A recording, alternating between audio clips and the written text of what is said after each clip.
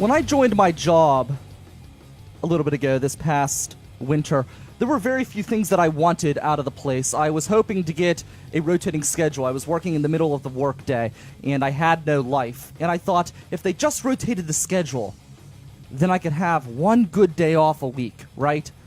And my job's a union job, and there were people who just came in fresh out of the street, and they were getting the weekends. I'm stuck on Monday, Tuesday. They're getting the weekends.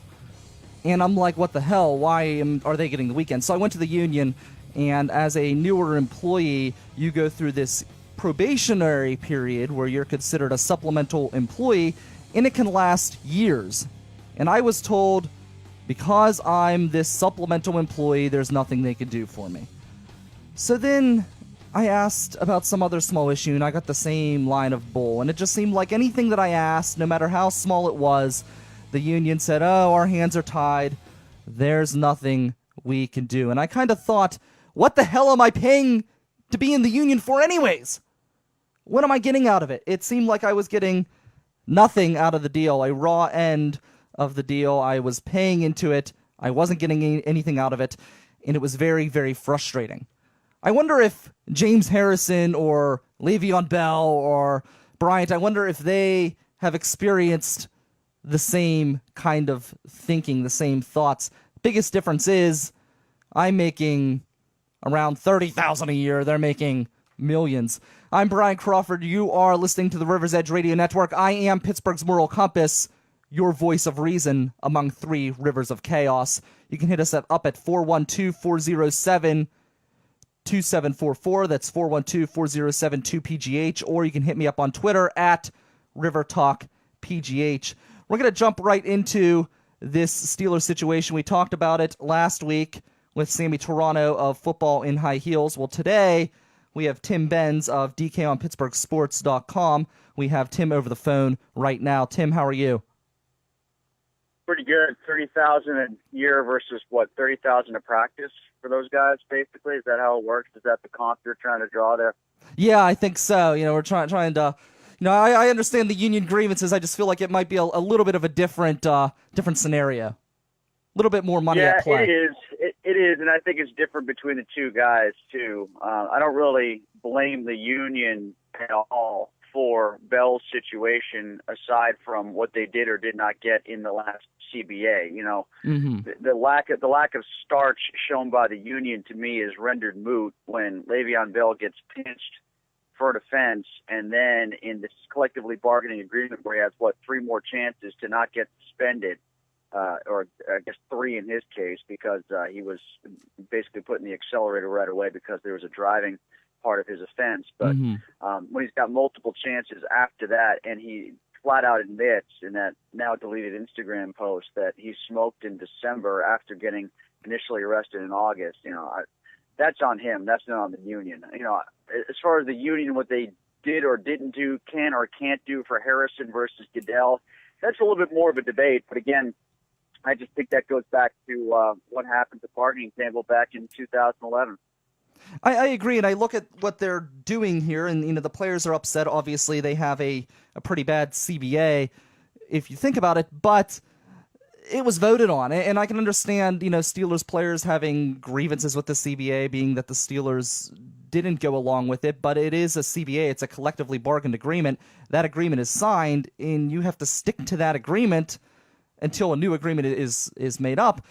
And you look at situations like with Brady's situation where he wanted to go to the Supreme Court and try to fight out the NFL. And yeah, that sounds great for labor in the short term because, we're getting our way. But what about when things change and then management decides to just disregard the CBA and go in their own direction, and they can then look back at these instances and say, well, we're not going to give you your cost of living adjustment. And that's for, across the board, because once a precedent is set in law, it can be applied to other unions as well. Yeah, and I get the angle of it, as minimalist as it's felt, when we're talking about deflated footballs, or in this case now when it's accusations of illegal drug acquisition and usage, it takes on a different tone. I think the big difference between, for instance, the Deflategate situation and the Harrison situation is that the debate was over an accusation of in-game activity, not the debate over being asked to discuss. There were parameters that went into arguments about Tom Brady and whether or not he was going to talk to the league and the destruction of the cell phone and all that. But, he was most upset because he got suspended before the interview took place, and then they interviewed afterwards. As far as what happened with Harrison, this is about, trying to draw a conclusion over, even an interview in the first place. So there's a slight differential there. Either way, I do know that there's a greater union cause at foot here, but I just keep going back to it's hard for me to drum up a lot of sympathy when back in 2011 there was a lot of saber rattling over how Roger Goodell had too much power back then, and then the players were going to take it back. And then when money issues came to play and other things came up about padded practices and time in the off season and things of that sort that superseded it in the eyes of the collective, what did? They folded on the power issue. So this is something they gave back. Let's not rewrite history. And I think there's been a lot of that, as if it's like the Steelers were the only ones that bitched. That's not true. There were a lot of other teams and players that said that Goodell has too much authority, especially when the fines started to be levied against players for headshots. Because, that all started like in 2010 or so. And then when the lockout hit, that was a major function of the disagreements between the two sides was power for Goodell and handing out discipline for fines for blows to the head. But it went away when they started talking about pieces of the pie for the network TV deal, and it went away when they started talking about, time in the off season, padded practices, non-padded practices, length of camp, and so forth and so on. So they seeded on it before, and my belief is they'll do it again when stuff about the 18-game season comes up, the next collective bargaining agreement discussion about network or whatever. Maybe it's not even network by then, but TV revenue. And, the pot issue is going to be on the table, too. Yeah. And Ramon Foster went through a litany of things about health and equipment. And you watch. I just, again, think that the Goodell power thing will go on the back burner once more in the last year of the CBA discussions. Well, the pot situation is in my opinion, it's comical. I mean, you're making millions of dollars a year, and you can't stop smoking pot. Is it really worth putting that kind of money on the line? And, you always hear these arguments that, it's a different kind of occupation and they mean so much more for their team. Well, to me, it's not a different situation. If anything, there's more money on the line. There's more at risk. You should care more about losing millions of dollars than somebody losing a minimum wage job. To me, it's not much to ask whether no matter what side of the issue you're on. I'm in favor of legalization, but even beyond that point, if the NFL decides that this is a policy that they're going to uphold, and you agree through the collective bargaining agreement that that's unacceptable behavior, I don't think it's unreasonable to expect to maybe wait a few years. You're not going to be in the NFL for life. Put it aside for some big cash. I mean, to me, it's just ludicrous that this is even an issue among grown adults, but it seems to be an issue that some players just cannot get past. Yeah, and if they think it's that big of a deal, I wonder how much leveraging will be done in favor of allowing pot. Yeah. And something else that will be given up on the back end as a result whenever the deal comes up again in 2025 or whatever it is that Ramon Foster was talking about. I mean, but my view on it is, from the pro-legalization point like you brought up, it's kind of like saying, well, it's perfectly safe to drive 75 on the highway, and the speed limit in my state is 75, but the speed limit in your state is 65, but this road is safer, so I should be able to drive 75. Well, no, you can't. No. You can give me all the reasons in the world, but on the books it says that you cannot. And just because, it's illegal in Colorado, that doesn't mean it's legal to smoke it while in Colorado if you're an NFL player based on the private rules. And that line gets blurred all the time. The opiate versus marijuana pain-killing debate gets blurred all the time. None of this has to do with anything beyond what the collective bargaining agreement says. And people who are in favor of legalization or trying to sympathize with the players can smudge it all they want, but it doesn't mean anything in the end. Even if it is legal across the board, nationwide, you could still limit what your employees do. Look at healthcare employers, for example, where they can discriminate based on whether you're a smoker or not because of health practices and things like that, and setting an example. So even beyond that, your employer could still decide that they don't want to employ you if you have this drug in your system. Or, like pilots can't have any alcohol in their blood, and not just, what the legal limit is to drive, but none whatsoever. They can't drink with whatever. It's 36, 24 hours before you fly a plane. You can't, if you're in the military and even though it's illegal to drink, maybe you're in a country that doesn't allow drinking. You can't drink while you're there. I mean, there are certain rules that, I've heard about from people in the military that don't make sense to those of us who are not in it, but you have to abide by it because you chose to be in the military. So you are not, even though you're fighting for other people's rights, you are not afforded some of the same rights that you're fighting for. It's just how it goes. Brian Crawford with Tim Benz at riversedgepgh.com, Pittsburgh's voice for local music.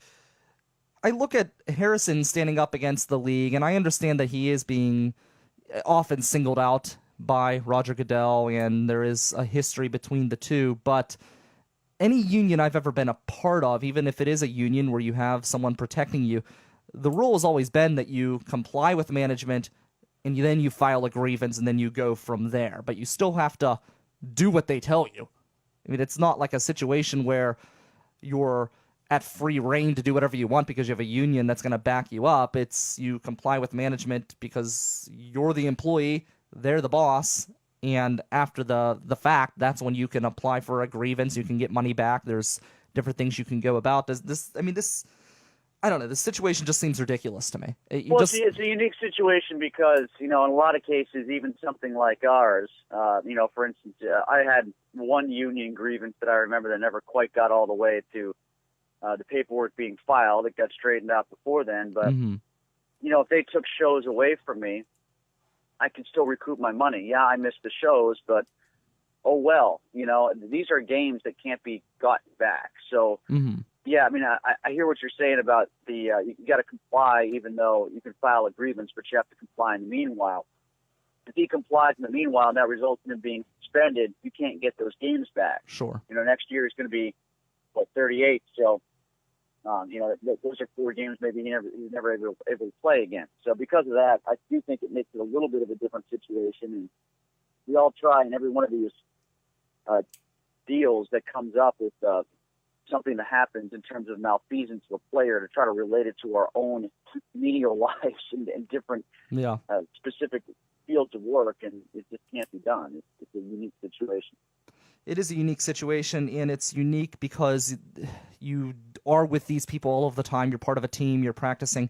And my question for you, Tim, is who in the locker room, and I know that nobody's going to say anything publicly, but who in the locker room is just rolling their eyes, especially when it comes to the drug situations?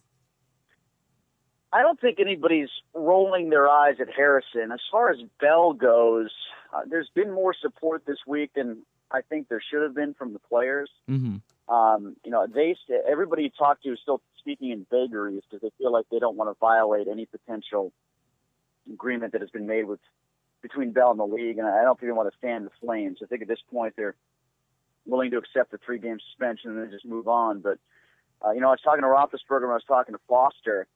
I was kind of hoping for them to be a little bit more put off as opposed to blaming the league and talking again about the appeals process and all that, which they were griping about. Because, again, Bell was in the system and he got high in December. I mean, I could just see how it happened in my own head right now. He's staying clean through the season. Reggie Nelson takes him out at the knee. He says, I haven't smoked since December of 14. Well, you know what? That game was on December the 29th. He knows the season is done. He lights up a joint. I see that's how it played out. It's so obvious. So if that's the case, and he admitted as such on Instagram, why bother sticking up for him at that point? Why are you putting yourself in a situation to get into the positive? Forget about it. They knocked on my door at 5:37, or I couldn't get there after surgery. The fact that he had 1 or 2 more strikes to go to me means nothing because he so willingly did it in December by his own admission and then deletion after he got arrested or charged rather in August. He lost me right there. Yeah, I just the whole thing just seems ridiculous. Just put down the weed. It's just to me, just put down the weed. You're making enough money. All right, Tim, you are on. Especially because when before you get in the program, it's so easy to avoid the test. Every player I've talked to says you can smoke it almost whenever you want. Once you get in the system, then you have to stay away from it pretty much for good until you're out of the system or retire or whatever. But once you but it was on you to be that stupid to avoid the period of time where you're going to be tested and caught for the first time. And don't they give you like multiple chances as well in the NFL? I know there's a process. It's not just one time in. Well, that's what I'm saying. Like you get busted, and then you get put into the system, and then you have you got to miss 3 more tests or 4 more tests, depending on how you got put in the system in the first place. So it's like 4 strikes and you're out. And that's why I keep saying the test is so lenient. I don't think the NFL is really trying to get caught out of the NFL. I think the NFL is trying to get idiots out of the NFL. Yeah. If you're so dumb that you can get caught 4 times doing the same thing when we make it this easy for you to not get caught, then we don't want you in our league, because you're also likely to be that stupid to do something else really dumb to make us look bad. Like get behind the wheel of a car drunk, hit your girlfriend, kill somebody, whatever. We want to get the idiots out of the league. We don't necessarily want to get the potheads out of the league. Yeah, Tim, you've moved, just to give you a plug yourself, you've moved from Trib Live Radio to DK Pittsburgh Sports, and you're on every morning via the website and SoundCloud, correct? Correct, yeah, and iTunes and Google Play. You can get it there through the app. We post all of our podcasts about 7:30 every morning, so you can download them commercial-free for the driving to work. How's that working for you? The schedule's weird. It's not like going back to the X with the old morning show schedule. I thought it would be. Mm-hmm. The biggest thing is having everything done and loaded and ready to go at 7 is very different from having a rundown ready to go to live discuss things on the air at 6. I would take that old schedule any day as opposed to this one, because getting everything edited and cut, sound organized, and anything you want to say planned out and charted out to be 25 minutes commercial free, and then do that 2 or 3 times over in separate podcasts, interviews ready to go, things of that sort. It's a lot of planning that leads up to having everything posted and done by 7:30. So the schedule is different, but I'm enjoying doing it. How do you like the difference between going live versus pre-recorded? Or since you are putting it out there at 7, you're kind of organizing everything ahead of time? Yeah, I mean, the good thing about having everything pre-recorded is, if you have a massive screw-up, you can always go back and change it, Yeah. You got a little bit more room for creativity, and you're not beholden to a clock. All that stuff I like, but, you don't have the live crackle or spontaneity of doing anything live interactive. We got some tweets that you can go to, but even those are coming in the night before. Yeah. Hopefully we'll get to the point where we start using phones or maybe live streaming. We're a month old into this. Mm-hmm. We already had about 100,000 listens, so we're happy about where we started off, and we're off to a great start, exceeding expectations. But once we get more sponsorship, once we get a little bit more time under our belt, maybe a more firm feel of the platform, we can go to live streaming or phone interactive, and if that comes, I will welcome it. Yeah, I look forward to it. I love the show. I enjoy listening every day. So thank you, Tim. I Thank you. Appreciate that. Absolutely. Check out Tim at dk@pittsburghsports.com. Up next, we're going to talk more about unions. We're going to go into a development with a teacher union situation, and that's up next. You're listening to the River's Edge Radio Network. Come on, go. It's green. Come on. Go. God damn it, Brian. You need to calm down with the road rage. I'm sick of these people, these assholes. The road rage, man. You got to calm down on the road rage. Well, I want to get to where we're going. We have a lot of great stuff coming up. We're going to Falling Water, Bicycle Heaven, the Mattress Factory, Tuck Knob, Trundle Manor. All right, which way do I go? Which way do I go? Come on, right, come on. Right. Too late now. Right, come on. Well, too late now. I got to keep going. I'm not going to sit here like some asshole. Oh, come on, man. All right, you're listening to the Culture Cruise. You can find us at riversedgepgh.com. Your local Pittsburgh area museum podcast. Yes, riversedgepgh.com, and come take a ride with us.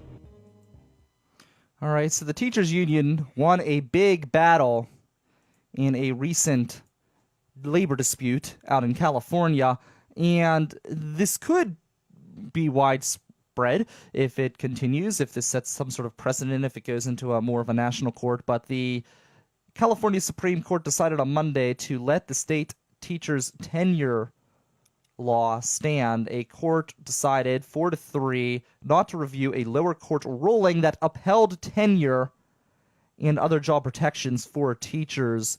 And I don't know, tenure. I have a lot of trouble with tenure. When it comes to teachers, especially in the public education system, where I do think there should be some rights afforded, and I'm not necessarily anti-labor in the teacher department, but everyone acts like every teacher's a saint and can do no wrong, and I've seen far too many teachers achieve tenure, and as time goes on, as they get sick of the job or sick of dealing with the struggles of teaching, because teaching is not an easy job.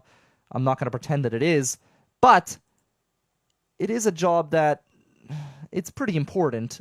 I don't think anyone's going to deny that it's important, and anything that's important needs to have some sort of check and balance to it. You can't just maintain your job indefinitely, and that's the thing with tenure. I mean, yeah, if you are like a real screw-up, they can get you. But for the most part, as a tenured employee, as a teacher, you don't have the same kind of checks and balances that a new employee has, and I guess that's fair, but it gets to a point where it's almost impossible to fire these people, and sometimes you just get some lazy asshole who's now influencing younger minds, and it's just a difficult situation. Not a situation that I particularly am fond of. But teacher tenure, I don't know. The union thing's weird, and it's difficult because I'm in a situation right now where I'm at, and I'm not really fond of my job, and like today, for example, I wanted to come in and sleep. No, I didn't want to sleep. I wanted to just prepare for this show, and I was able to prepare moderately. I prepared throughout the night, was for the last day or so, putting things together, coming up with ideas, and it's been interesting. But this morning, I wanted to dedicate 3 hours just to kind of get things together, because you're torn in so many different directions as a station manager. You're trying to go to meetings. Last night I had 2 meetings, so I wasn't able to just sit there and write. I had to go to this meeting, that meeting. You're meeting with bands, you're meeting with artists, you're constantly all over the place. So you're running around basically 24 hours a day. I'm basically just nonstop everywhere.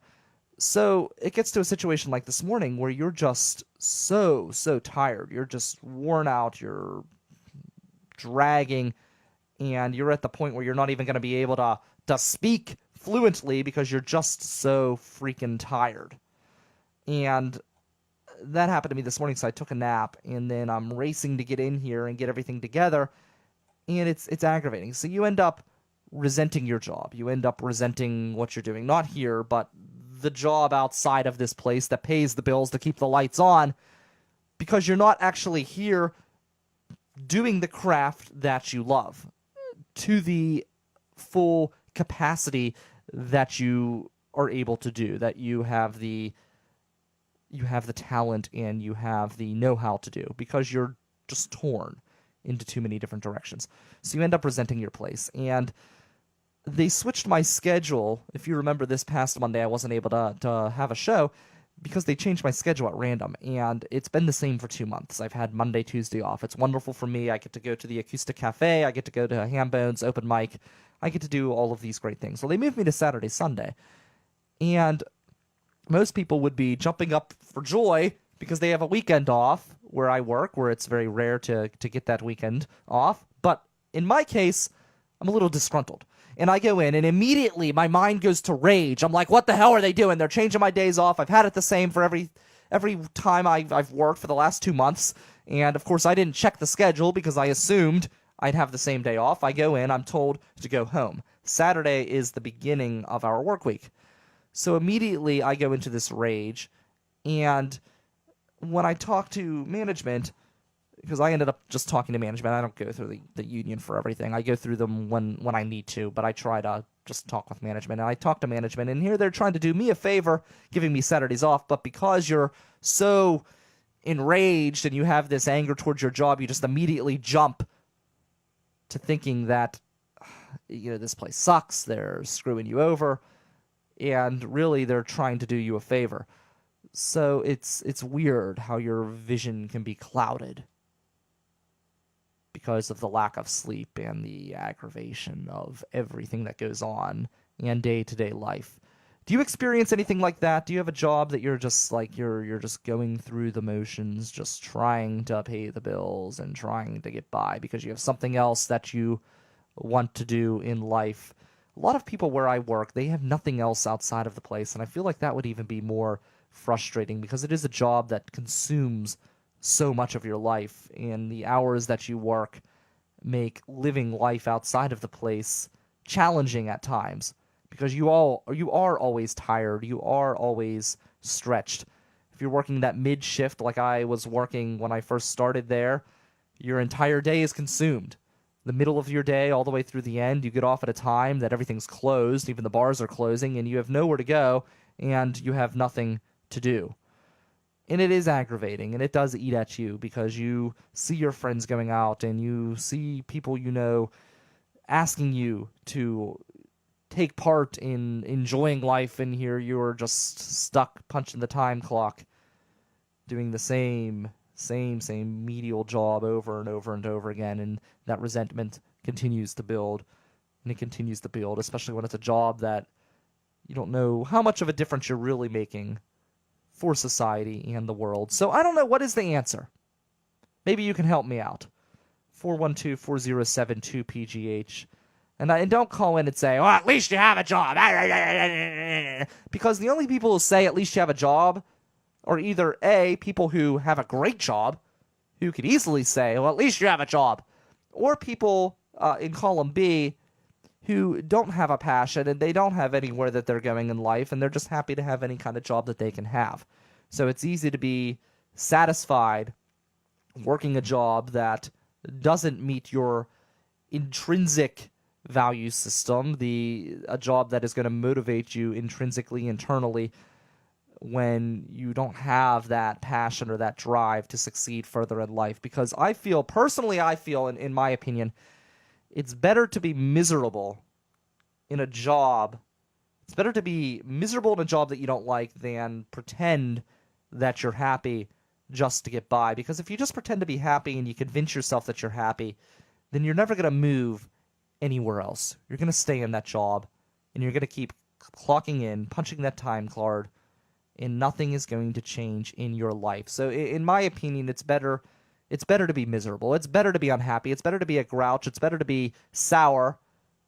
It's better to whine a little and propel yourself to new heights, push yourself to new avenues, than it is to just say, well, at least I have a job, and stay pat and never progress forward. We have an interesting immigration story up next. An immigration story, it's a country that's dealing with an immigration problem, and we're going to talk about their solution to the problem. And it's not, maybe it's not exactly what you think, but that's up next. You're listening to the River's Edge Radio Network. Hey, this is Matt Geika, your host of Geik's Got Game, 8 a.m. every Friday here on the River's Edge. I'll take a peek behind the sports media curtain, zoom out for the big picture, and as always, obsess over the details of the sports, teams, and players we love or love to hate. It's Geik's Got Game every Friday at 8 a.m. on the River's Edge.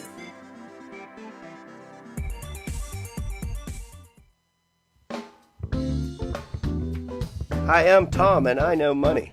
And I'm Matt, and I know funny. Catch us Thursday mornings at 7 a.m. Real financial information For the regular guy. right here at riversedgepgh.com. Your voice for local music. All right, welcome back. There is a big immigration issue going on with a certain country, and maybe it's it paints an interesting perspective. Let's just say that Canada right now just caught 1,500 Americans floating down a river that separates the United States from Canada, and had to rescue the crew from the water when strong rain and wind sent them illegally into Canadian territory. That's right, those damn Americans jumping the border into Canadian territory. Maybe Canada needs to build a wall. Maybe Donald Trump needs to pay for it. This is coming from the Tribune Review. It's coming from Toronto. It took place in Toronto. It says the Americans were taking part in the annual Port Huron float down on Saturday in the St. Clair River, which runs between Michigan and the Canadian province of Ontario. The wind blew the inflatable rafts and inner tubes off course and towards the Canadian shore. Some rafts deflated, spurring a rescue effort by the Canadian Coast Guard, as well as federal police, and federal police as well, and the Coast Guard, according to an email.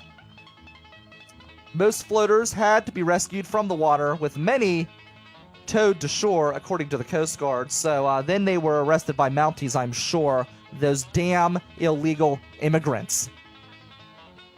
It's interesting. I once went to Canada, and it was like a really weird situation. We were, my friend, I worked retail at the time, and it was like we were just out of high school, and my friend wanted to go to Canada, and he sent me a message. He says, "Hey, do you want to go to Canada this weekend?" And I said, "Sure, why not?" What else did I have to do? So I, was able to work it out with work, and I was able to get off, and we drove up to Canada, and it was kind of interesting because we go there, and we make this long drive up to Canada, and actually we stop at RIT. We had a friend there, and we spent most of our time there at RIT University up in New York. So then, after we leave RIT, we go up and we get to the Canadian border, and these people are grilling us. They're like, where are you from? What are you doing? What are your plans here in Canada? Why are you coming here? I mean, they gave us like the entire work over, like this big interrogation as to what's going on. And we thought, man, this is tough. These guys are tough. So we get through the process, and they let us in. We go into Canada. We go to Niagara Falls. We kind of had ambitions of maybe traveling up a little bit into Canada, but we stop at Niagara Falls. We park the car, and it was so foggy and cold, you could not see any of the falls at all. So you couldn't see the falls. We drove all the way up there, and then all of a sudden it starts hailing on us. It's cold. It starts hailing. It's miserable. And we spent about 5 minutes in Canada, and we had to go back down. And let me remind you, 9/11 happened while I was in high school. So this transgression, or this situation, when we went up to Canada for 5 minutes, and then we decided to go back down, that took place after 9/11. So they're grilling us on the way into Canada. On our way back into the United States, I pulled out my wallet, and I went to get my license out to give it to this lady who's at the toll booth, and she looks at me, and I guess I looked white enough or American enough or whatever, and she gives me that hand wave. "Oh, no, honey, you put that away. We don't need that. Just come on right in." And we were welcomed in with open arms, and I know I don't look like maybe what people would stereotype as a terrorist, but, they do come in all forms, all races. But there was absolutely nothing. She just completely took our word for that we were an American. And I have a weird voice. Like everybody, and maybe, I want to know what your thoughts are. Everyone says that I sound like I'm foreign. They say I sound like I'm from Britain, or I hear so many different places that I could possibly have come from. I don't know. None of it makes sense to me. To me, I grew up in Westmoreland County, but everybody seems to think that I'm from some other country. I don't know. I don't get it. But where do you think I sound like I'm coming from? Because do I really have that weird of a voice? I mean, I don't know. I think I sound fine. In fact, I think I sound damn hot and damn fine. But everyone seems, they don't seem to complain about my voice. Everyone seems to think it's interesting, but nobody seems to believe me when I tell them I grew up in southwestern Pennsylvania. People give me that weird look. Like, are you kidding? You grew up in southwestern Pennsylvania? Because you don't sound like you grew up here. You sound like you're foreign, like you're from some other land. I don't get it. So where do I sound like? Do I sound like I'm British? I mean, I have British blood, but that shouldn't affect my voice. I don't know. It's confusing!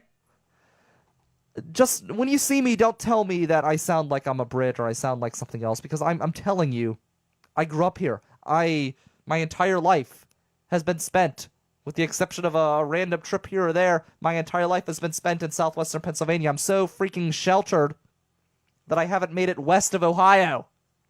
Trust me, I'd love to. But no, I've been here. I've been stuck here in the Steel City my entire existence. Or at least a few miles outside of the Steel City. And it's kind of crazy because growing up in Pittsburgh, and many of you can attest to this if you've lived just outside the city, if you live beyond the tunnels, you don't come into the city. And it's weird because I love the city and I love living here, and living in Millvale is wonderful, and it's just really, to me, it's awesome. You can't beat it. I live minutes from downtown. I can walk to downtown in less than an hour. You still have that small town feeling. To me, this is like the perfect, I'll be honest, to me, Millvale's the perfect community to live in. I just love it. Where I live, I can just walk right to the river, which is wonderful. My studio's right here. Everything is right here. I love it. But living outside of the city, in the suburbs, if you live beyond that tunnel, you're not going to come in. And the reason why, it's many of you have no freaking idea how to drive. You have no clue. You're clueless. You're a terrible driver. Hell, I had to come up with a song teaching people how to drive on this show because nobody in this city knows how to drive. We're always rated in the top tier of worst drivers in the country, and let me tell you, that rating is not unwarranted. Not unwarranted at all. And I'm sure the people who live here are proud of it because, hell, you tell people here that they have a terrible accent and they're just waving those pom-poms because we just like to be number one no matter what it is. But we are terrible drivers. And people slow down at the tunnels. People don't know how to drive through the tunnels. Even though there's a big sign, at least there used to be a big sign there leading up to the Squirrel Hill tunnels that say, maintain speed throughout tunnels. It doesn't say, slow down. Come to a complete stop. Panic. Doesn't say have heart palpitations. Because, heaven forbid, you have to drive through an area where there's no rain, there's no snow, the weather can't get to you. It's lit up.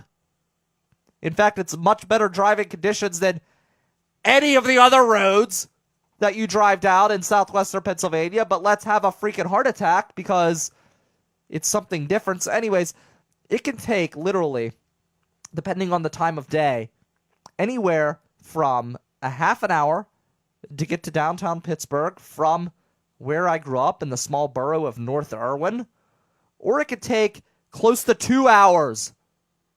That's right, that's quadruple the time to go the same distance.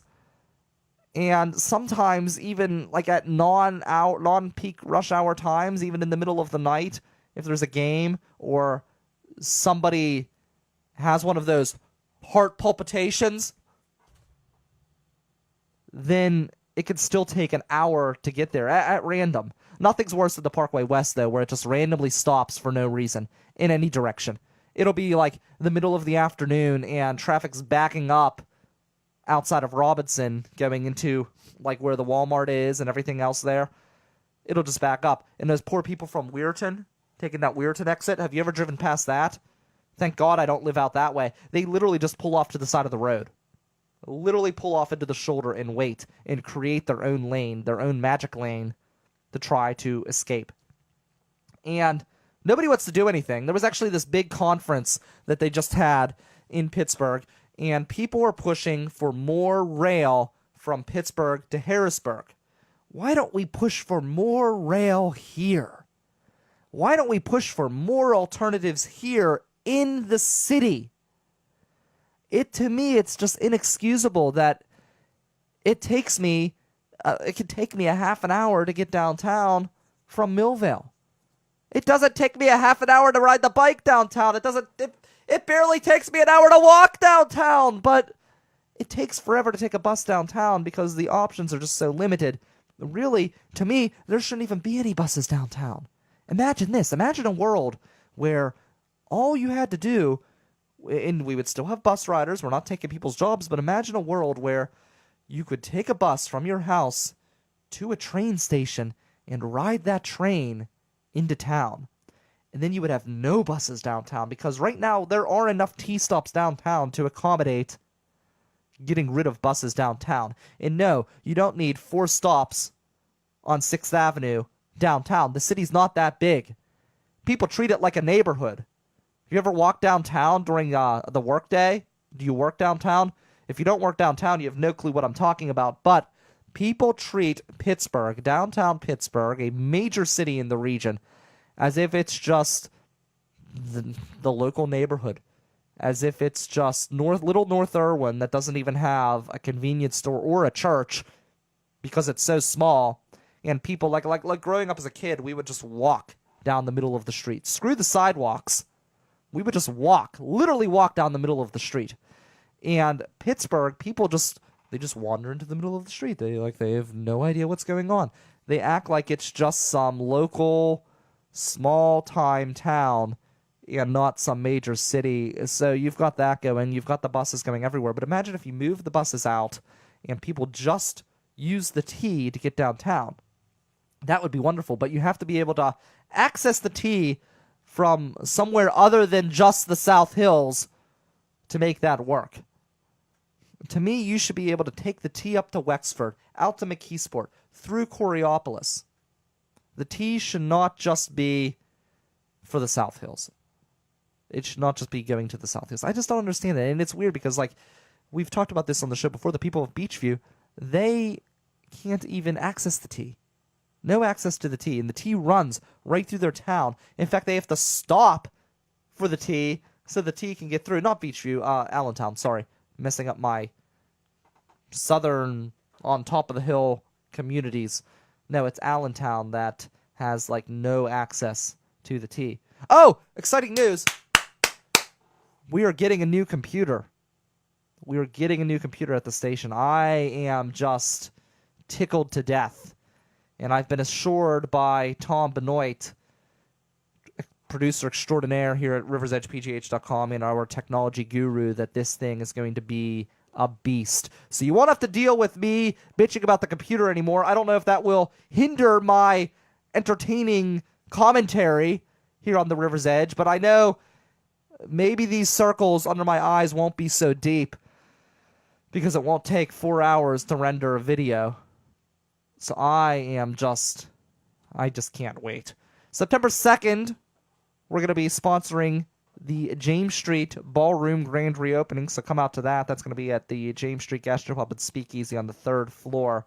But up next, we're going to give you your thing to celebrate. Every week, we give you a holiday of the day, and it's a holiday, something that you can celebrate, because we always like to talk about serious issues, which I think is good, and I enjoy doing that. But sometimes it's good to just, throw back, mess up the hair, and partay. So that is up next. You're listening to The River's Edge.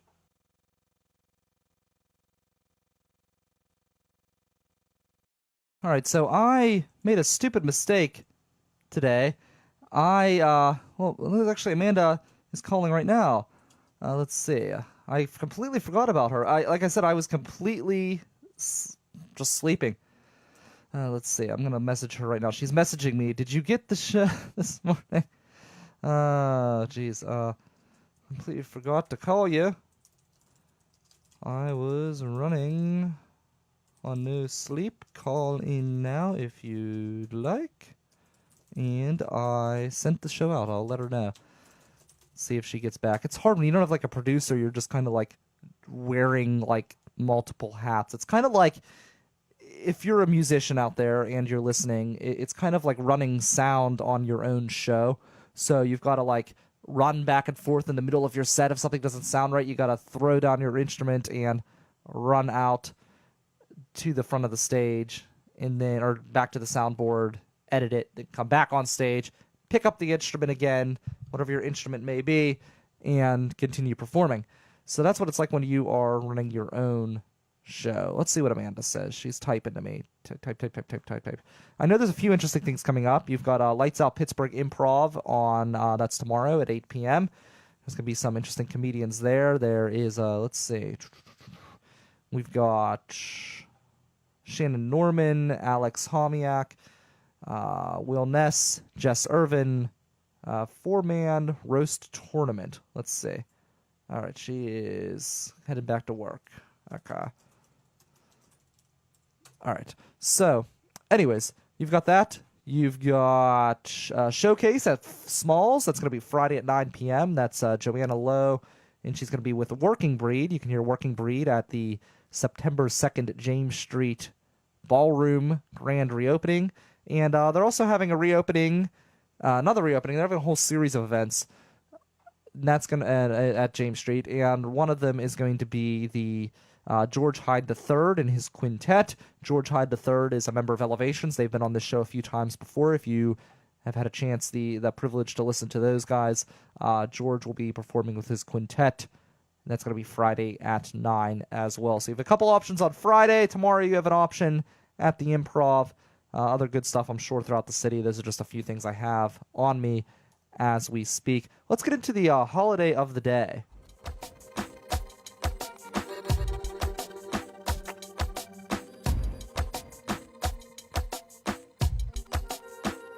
All right, let's see.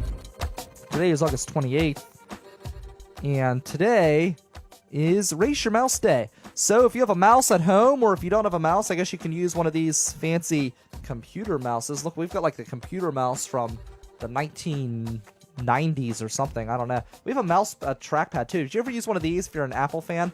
This is kind of cool. You could swipe back and forth.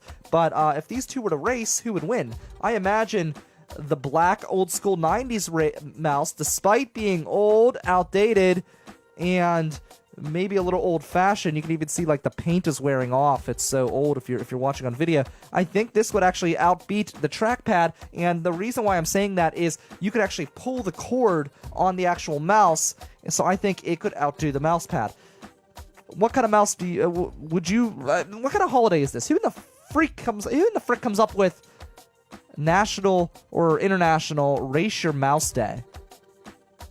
What a dumb holiday.